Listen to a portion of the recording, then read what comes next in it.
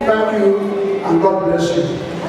Please, ladies and gentlemen, if you are here for this occasion, please kindly come inside and make yourself comfortable. We have lost 5 hours already and people are still loitering around. Please come inside and make yourself comfortable. We are about to start. I use this opportunity to apologize for starting very late African time. I don't know what to do with African time. But whatever happens with God, everything is going to be possible tonight. Oh my God.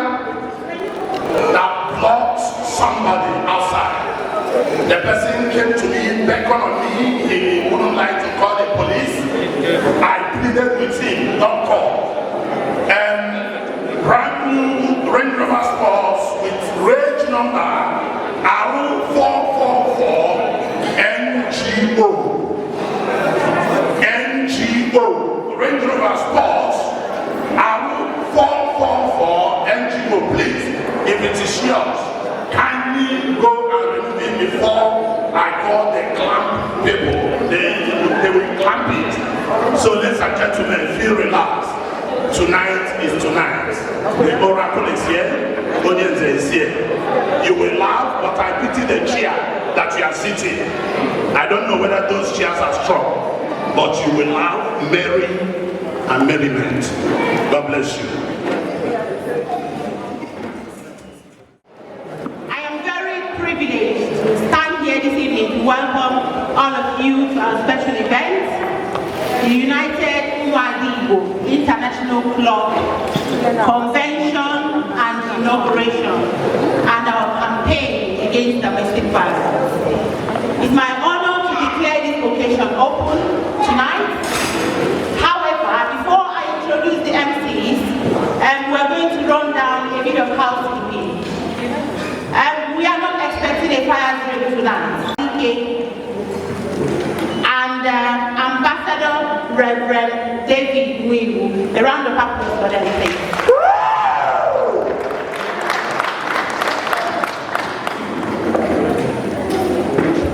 Thank you very much.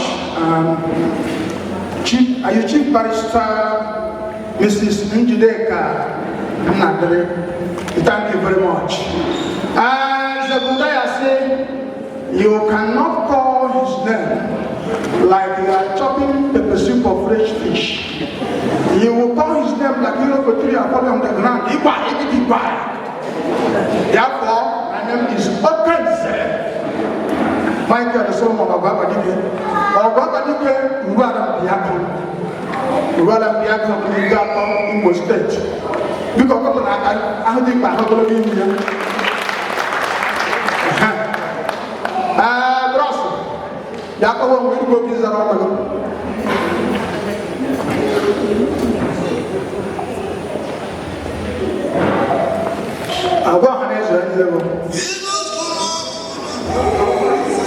Quando dei problemi per evidente voilà. Amman to judge, ladies and gentlemen, in a humble and formal way, my name is Reverend Ambassador Chukwuman Mwilu Afa Kaboka Eledemanya Kawunu Afa Kawu Owadum na on the oracle of God. My counselor is here to confirm that, and here in Milton Keynes, that's where we are. And tonight we are going to anchor this very great occasion by the grace of God in a very special dimension. God bless you. Thank you very much. And DJ Natokunala, and whatever Janabata, and whatever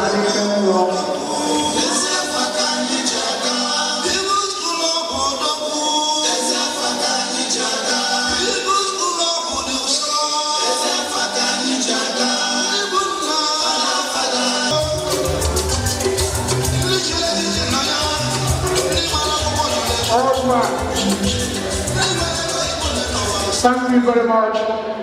I'm going to take you through in Igbo language while Okurora so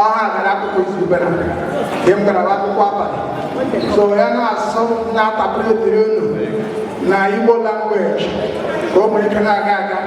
But if you are just coming in, or maybe you pass around this place, you saw a lot of Africans, you wanted to come in and know what is going on.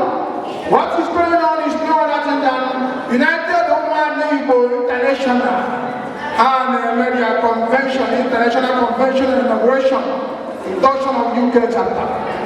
So I went in and after on the Yochubako, basically, but you know, United Igbo International worldwide, also UK chapter. I went in Nigeria, went in America, went in Australia, Germany, Austria, France. Everybody knows what's up.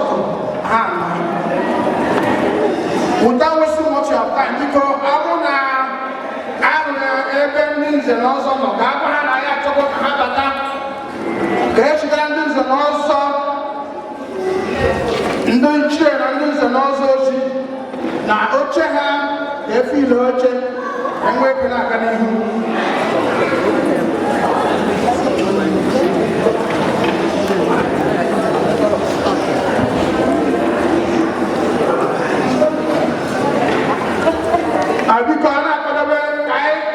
usher in the arrival of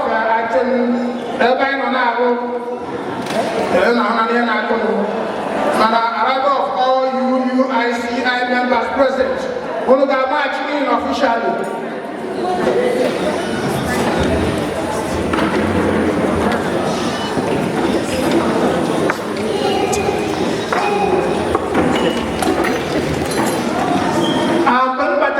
Today, I was funded to see this type of a hall, well decorated. Even I was tempted to go Kaminga to get the cake, but to see I had to go to the top.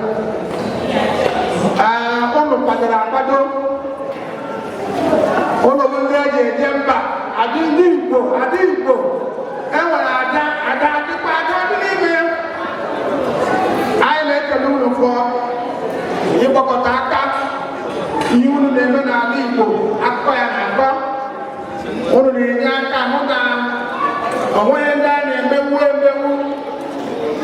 Omeka Nekalunu, Nepokai, Kaida Padunu, and the dear Karaka, Kitai, and when do no problem, Okan do cheese, and also the cheer. No one other than men of Timber and Caliber. I know. Okay, I see how one no. Nigeria, one Pakaraka, you are in one at the hand of a chap.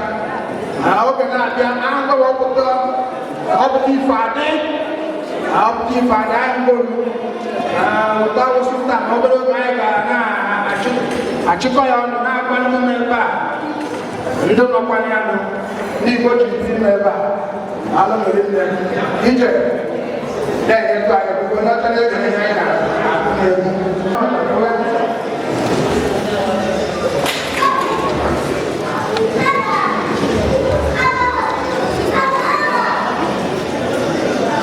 Are we going to follow this program or?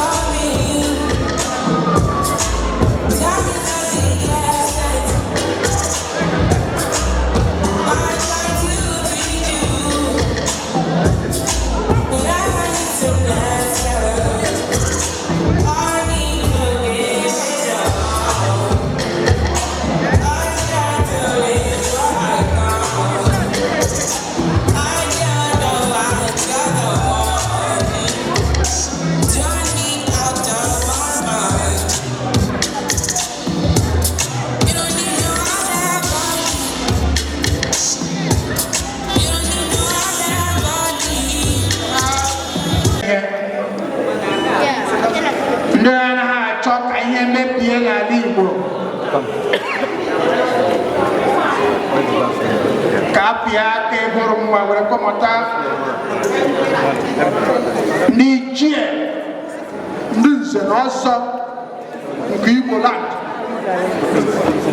dịkwa na UK na ndị shi esi bịa enwe ndị shi Naịjirịa bịa oge ndị bi na UK mana ndị ichie na ndị nze na ọzọ ọha ka anyị na-achọ ka anabata ọfishali na maka na enwere ndị eji biri n'obodo ije bịa aka representing by Onowu Paul, the president of Niger.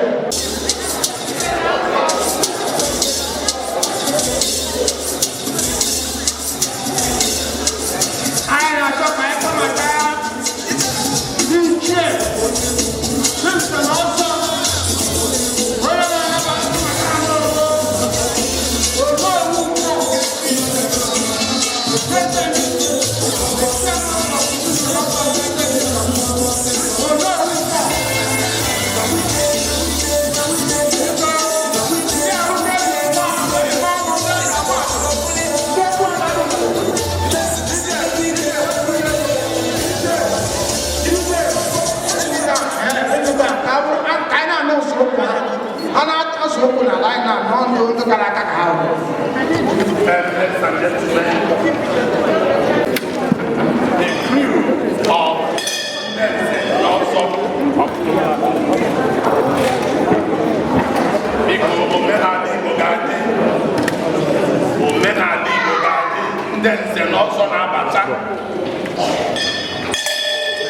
They are popular from United Kingdom, Nottingham, Leicester, London, all of them. That is share. I want to see Nigeria. This is Nigeria. Led by Onowu Paul, all I have to do is another Abata. I'm deep by Hokomia. I want to hear a separate on your mama. I wonder what machine I could do.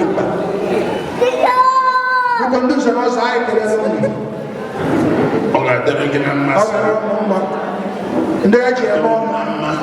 And then I have to machine of it. Yeah, that's it. No, I have as soon as the poor open. Yeah, that's it. I got my hand and then no.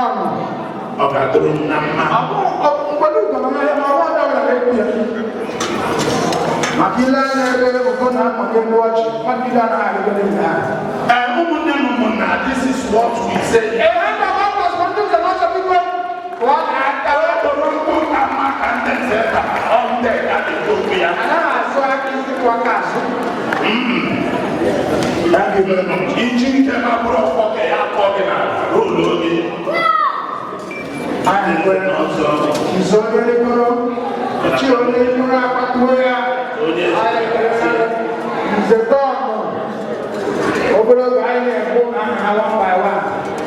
I don't know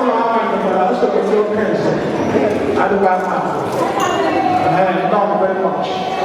DJ, thank you very much. Now, number two, where I go, you share the power to.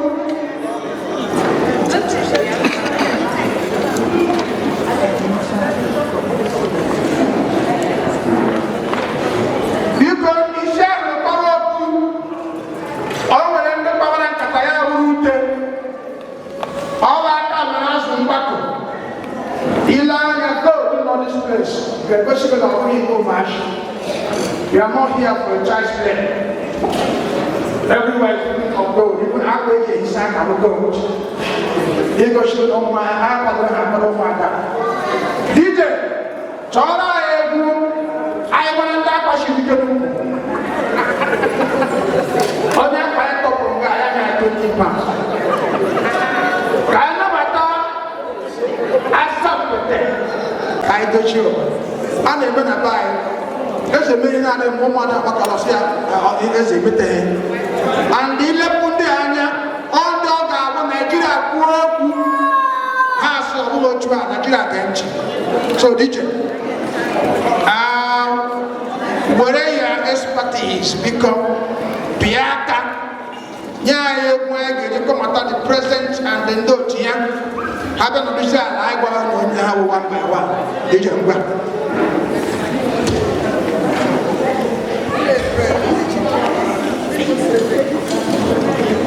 The paparazzi.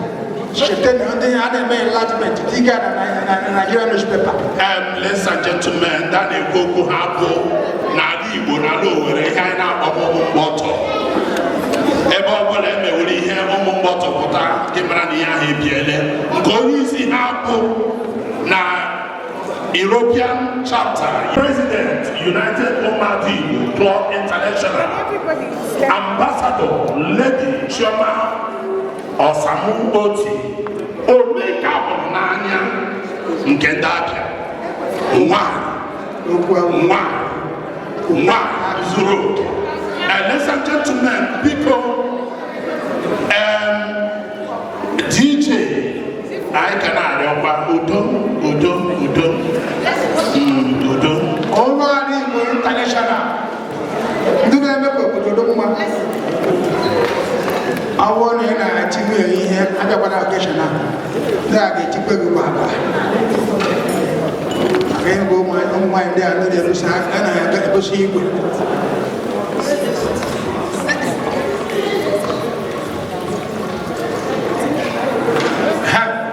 Did you have a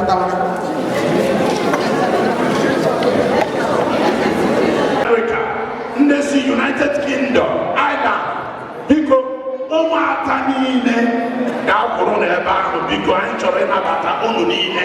Ọ bụrụ na ndị nọ na UK, ụmụaka ma ndị si Nigeria bịa, ma ndị si America bịa, Canada, maka ama m unu n'otu n'otu.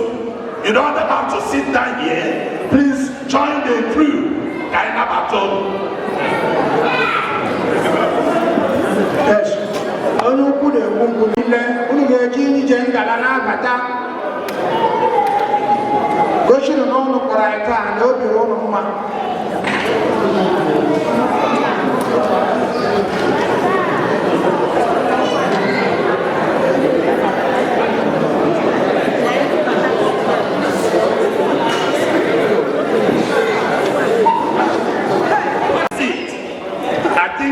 We have organized ushers in the house.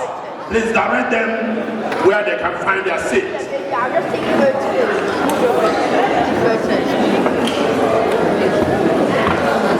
Oops, I accidentally pressed the wrong thing.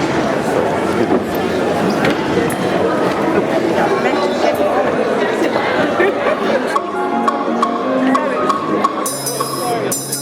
Everybody's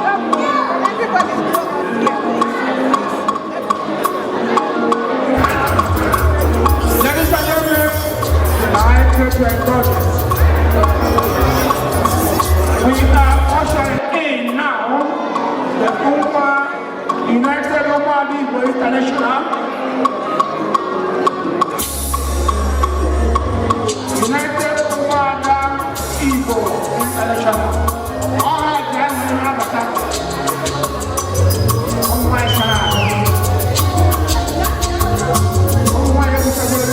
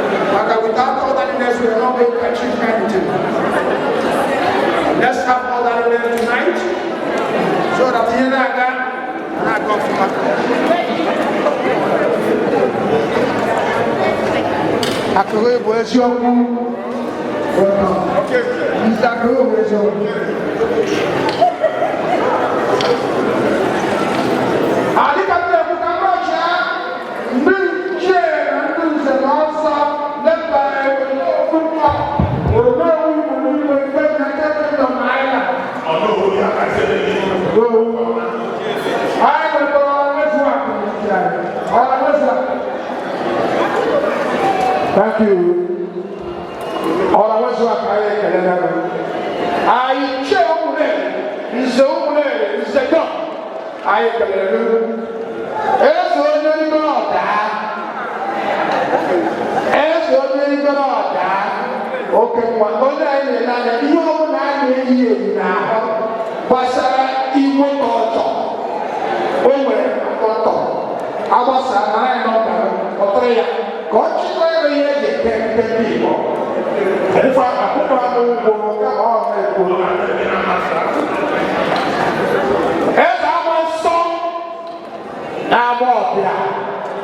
as I saw, as I saw, oh, opportunity to actually walk.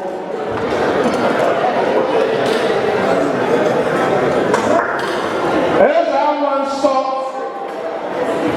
as I once saw, then I came. Oh, you would thank you. This is a very special friend. Now you're going to fall.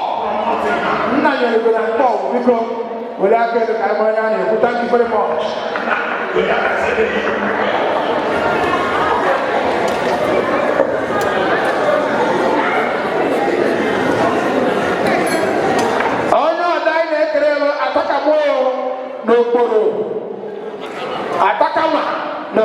Atakama wala kay la mo atakama ni por atakama ay kay ako dinobi na ako na be neke o ako na be neke o feke eke mo ano buste neke ale beya o pe so wa patike Wana ne kokuya awu mwanense kola naka ale batalo kwa kana ko akum besioku kaya kwa ashio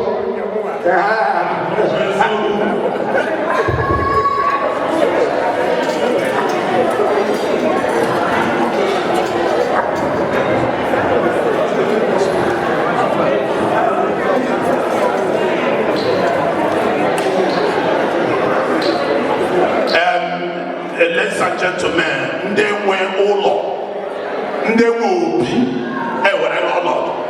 Ogadino Nama onye sọpụrụ eze ria n'aka ihe abụ ndị nwe ezinụlọ n'ụlọ ndị esi okporoko ka mma ka ndị nze tara ya gaziere unu.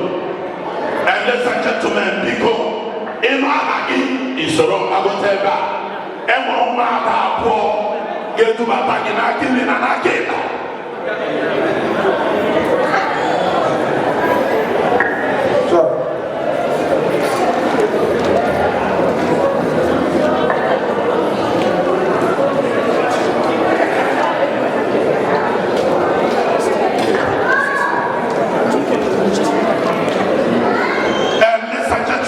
Please join me to welcome Barrister and Honorable, the King of Hills and Kings, the Father, the man that speaks and it echoes on the galaxies. There is no other person, ladies and gentlemen. Barrister Stanley Oku. Barrister Stanley Oku, please put your hands together as Barrister Oku mounts the high table. Barrister Oku, Atlantic Ocean, Bavaria. Barrister Oku. I'm a Namma, but he won't take a man. I go try and come. I can't believe them and won't cause a man except him. Barrister Oku. Oh yes, one name matter.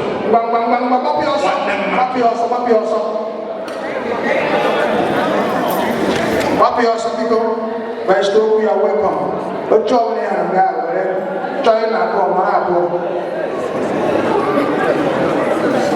Chief Matthew Nkendere. Chief Matthew Nkendere. Ladies and gentlemen, Chief Matthew Kendrick, Chief Matthew Kendrick. Ladies and gentlemen, put your hands together. I want you to go with me. One name Matthew. Yaga Seregi.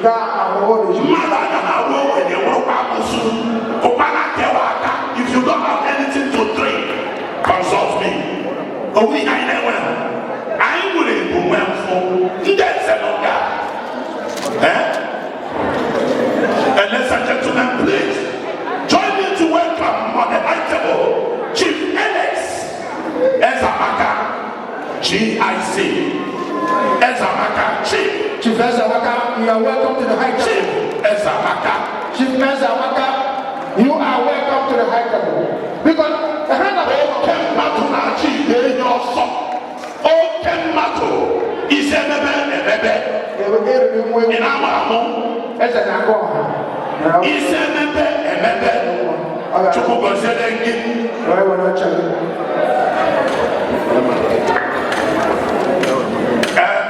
Onowu, I'm sorry, you are going to leave the community of Udense.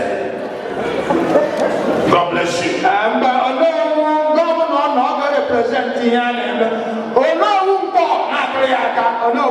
Please, let's and gentlemen, put your hands together for Onowu. Oh, his presence. Let's and gentlemen, join me to welcome on the high table Lady Nikki Emenike. Nikki Emenike. Oh, listen. I am a Lisbon College. Lisbon College, United Kingdom. Lady. Lisbon College. I am a Lisbon College. I'm telling you, we work very well. I'll put a hand on that. Thank you very much. And ladies and gentlemen, we have the Iroko of London. There is no other person than Mazi Obi Ogoli. Mazi Obi Ogoli. On the way, The Iroko.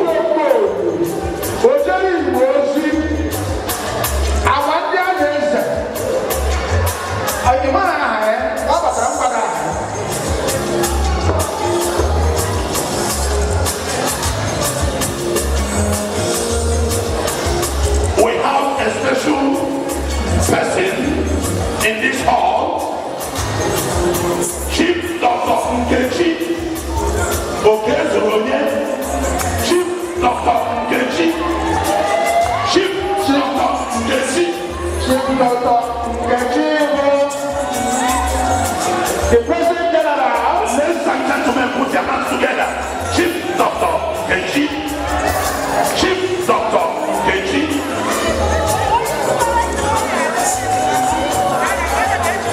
And ladies and gentlemen, we are also in Chief Dr. Nkechi, the President of Ellis Bodies.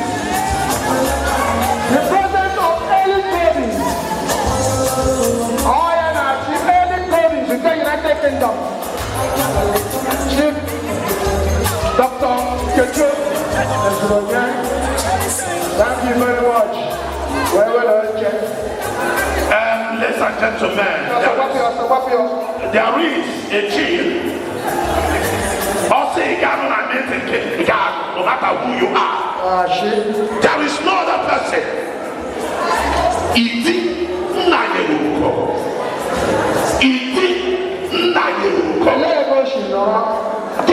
Get one American king. Ọba boss one American king. There is no other person than Chief Prince Belong. Chief Belong. Prince Belong.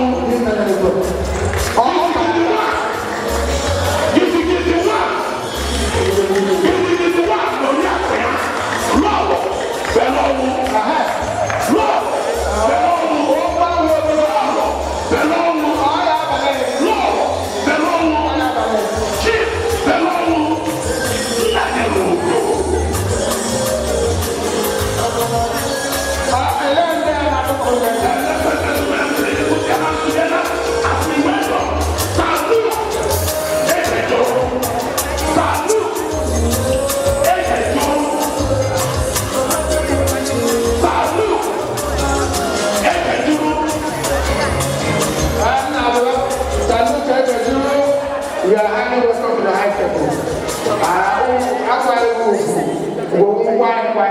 Thank you very much, sir. Welcome, sir.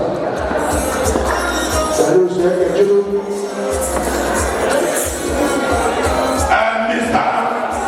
Chibuzo, the CEO, the General Manager Director, Ultimate Law Foundation, worldwide. Ladies and gentlemen, you can see some dollars and pounds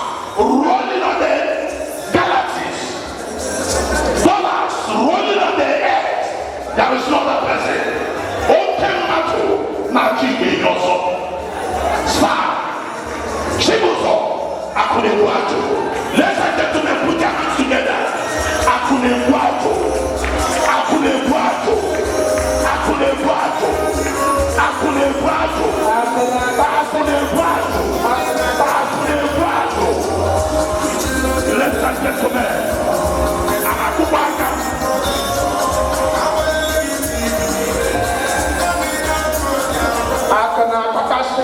Ladies and gentlemen, time has come. I have to welcome the chairman of this great occasion. I am the one to bring in the chairman. God bless you, sir. Because only now to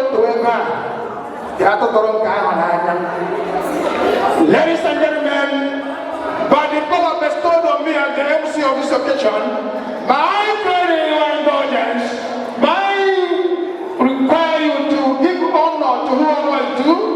I beg you, when the chairman of this occasion is coming on, please let us stand up. Not for this and also. But I know when I want to know about that, we shall recover the President General of Umada United States Umada International. She's no other person than Ambassador Lady Shiramochi. Omega Hamamanya. Because whatever work that come and start our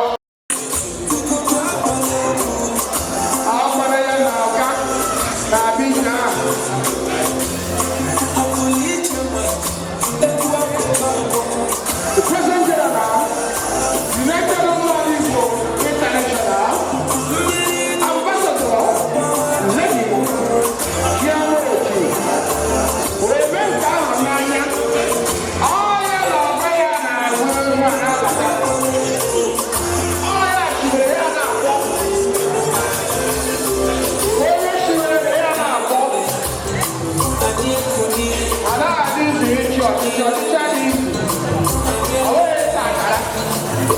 We thank you for making this United Umada International what it is today. We are a great winner. I make a letter of Shiboti. I want to have to go in I have thank you.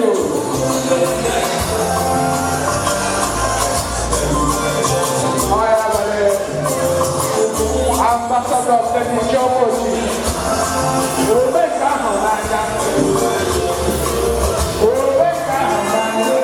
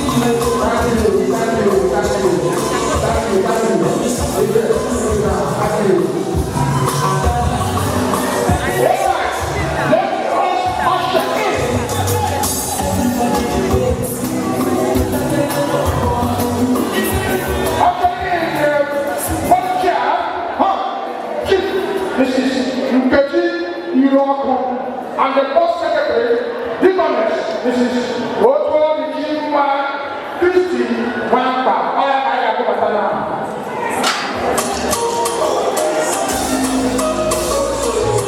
The watcher, Chief Mrs. Nkechi Rako, and the post secretary, this is Otto Nijima Christy Wampa.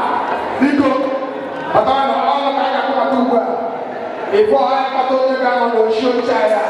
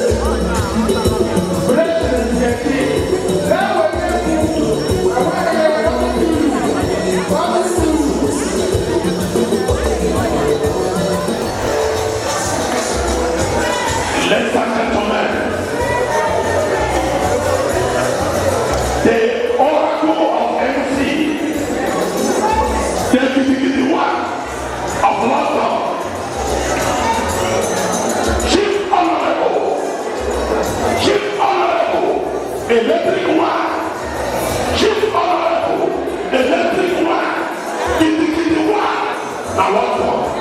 In our home, you're welcome. You're welcome. My microphone, you're welcome. The electric one is in the house. In our home, it's our auntie.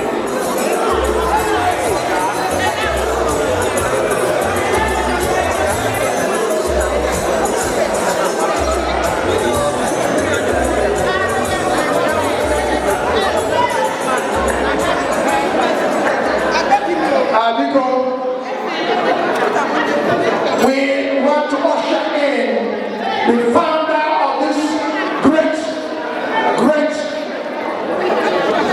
United Umuada Igbo International. We want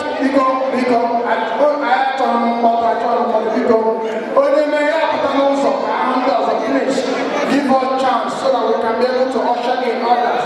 Thank you. Now usher in the founder of this great union. There's no other person than he says the founder, the patron, executive president, and CEO of United Umuada Igbo International. There's no other person than Chief Mrs. Lovett Ngozi Onukwofile Bosie. Chief Mrs. Lovett Ngozi Onukwofile Bosie. Peter DJ, only the founder of this great union, great Umuada. Peter, available one more time.